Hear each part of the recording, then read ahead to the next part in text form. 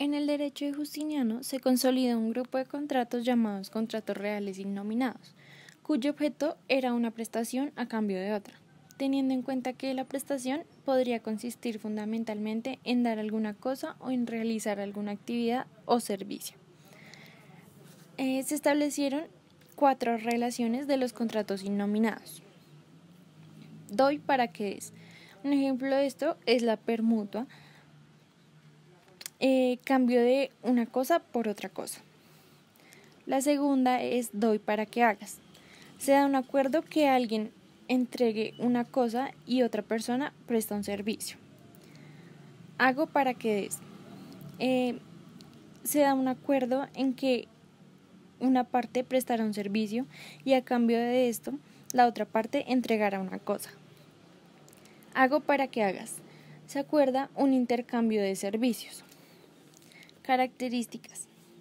En todas ellas, el vínculo obligatorio surge cuando una de las partes haya entregado a la otra una cosa o realizado a su favor cualquier actividad o servicio.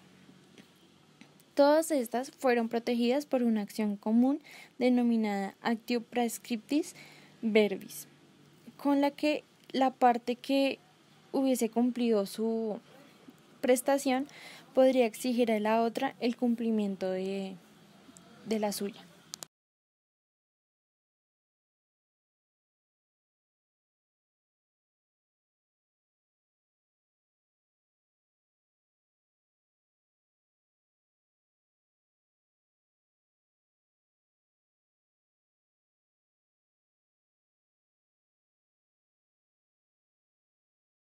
Bueno, lo siguiente es el contrato o contractus. ¿Qué fue este?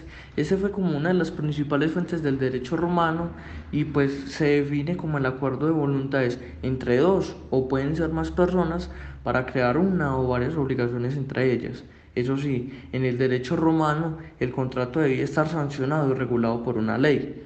¿Por qué? Porque para que éste tenga validez era necesario que cumpliera con ciertos requisitos que en esa misma ley otorgaba, siendo los siguientes. Primero, tiene que existir sujetos y que entre ellos tengan un consentimiento muy claro. De haber objeto, causa y forma. O sea que por lo anterior que yo dije, los sujetos son la parte fundamental para que un contrato nazca. Eso sí, la persona que goce de capacidad jurídica podrá ser involucrado en un contrato. ¿Qué quiere decir esto? Que puede participar como acreedor y deudor siempre y cuando no carezca de edad, de enfermedad o de alguna discapacidad por disposición legal. Los sujetos se clasifican de la siguiente manera. Puede ser un sujeto activo o acreedor, que en este caso sería el creditor, que es el que tiene como el derecho a la conducta del sujeto pasivo, o deudor, que en este caso es el debitor, que es el que tiene derecho jurídico de cumplir con ella, que significa el contrato. Evolución contractual. Hay contratos donde hay cambios de promesas. Según Miceneo, el contrato ha sido un paradigma general abstracto. Estos contratos surgen por la necesidad de dar certeza jurídica, creando los contratos escritos y verbales. Tienen formas primitivas. Es una operación de préstamo. Afirma que se trata de una enajenación, pero no de un contrato. El derecho del acreedor no resulta de un acuerdo de voluntades. La violación de la promesa era de un carácter o un delito religioso.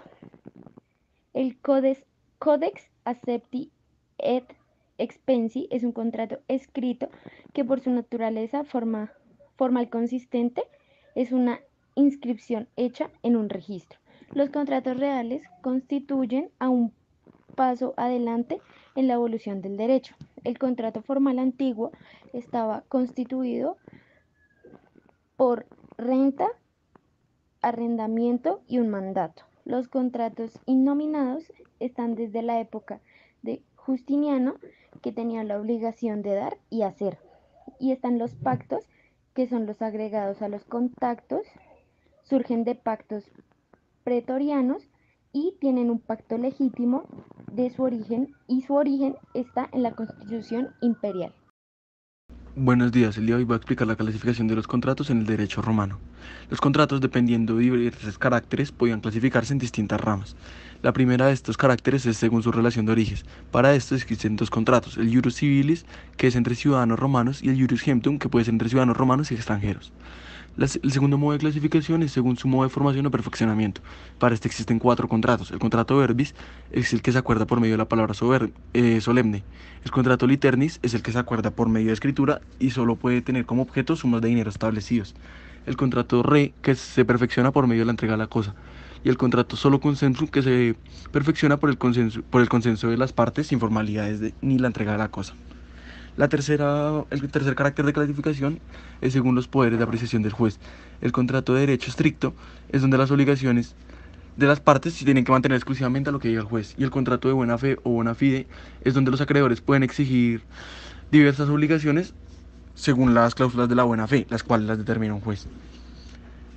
La cuarta clasificación es según los efectos jurídicos. En este existen dos, los contratos sinalagmáticos, cuál es el contrato donde las dos partes tienen obligaciones recíprocamente. De entre este hay dos, el sinalagmático perfecto, que eran los que al momento de su conclusión se engendran obligaciones para todas las partes, y el sinalagmático imperfecto, que era a los que al concluirse el contrato no solo nacían obligaciones para una de las partes contratantes, pero luego por circunstancias posteriores podía también adquirir la otra parte. Y también estaban los contratos unilaterales, que son de obligación para una de las partes.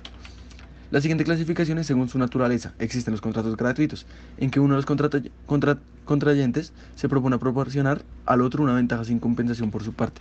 Y los contratos onerosos, que es el contrato en el cual existen beneficios y gravámenes recíprocos. Dentro de los contratos onerosos existen los contratos conmutativos, que es aquel que las prestaciones se deben a las partes, son ciertas desde el momento que se celebra el acto jurídico. Y los contratos aleatorios, que es aquel que surge cuando las prestaciones dependen de un acontecimiento futuro e incierto. La siguiente clasificación es según la relación de dependencia. Para este existen los contratos principales, que son los contratos que subsisten por sí mismos, y los contratos accesorios, que son para garantizar una obligación que se reputa principal. Y la última clasificación es según su clasificación. Para este están dos, los contratos nominados, que son aquellos que se encuentran previstos y regulados por la ley, y los contratos innominados, que son aquellos que la ley no tiene ninguna regulación para estos por sus características. Para los contratos innominados hay cuatro. El duo des, que es doy para que me des, que es un contrato en el cual una parte da un objeto para que la otra le entregue algo. El duo facies, que es doy para que hagas, es el contrato en el cual una parte da para que la otra parte haga cierto movimiento jurídico o prometa algún objeto. El facies sub des, que es hago para que me des, es que una parte ofrece ciertos servicios para que la otra parte le dé algo. Y el facies sub facies es la interpretación recíproca de prestar servicios entre las dos partes.